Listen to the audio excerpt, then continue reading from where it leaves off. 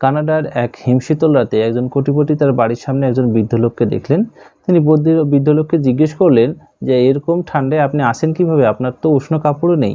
বৃদ্ধ লোকটি বললেন, আমার উষ্ণ কাপড় নেই ঠিকই, কিন্তু আমি নিজেকে মানিয়ে নিয়েছি।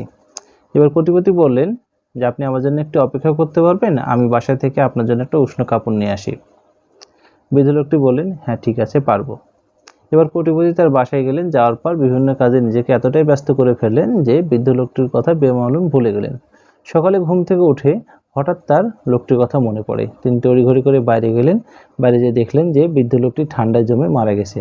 পাশে একটা চিরকুটে লেখা ছিল, আমার যখন উষ্ণ কাপড় ছিল না তখন আমি ঠান্ডার সঙ্গে মানিয়ে নিয়েছিলাম, কিন্তু যখন আপনি উষ্ণ কাপড় দিবেন বললেন এবং সেটার অপেক্ষা করতে করতে আমার শরীর ঠান্ডার সঙ্গে যুদ্ধ করার ক্ষমতা হারিয়ে ফেলেছিল। তাই মানুষকে কোনো প্রতিশ্রুতি দেওয়ার সময় অবশ্যই চিন্তা করবেন এই প্রতিশ্রুতি আপনি রাখতে পারবেন।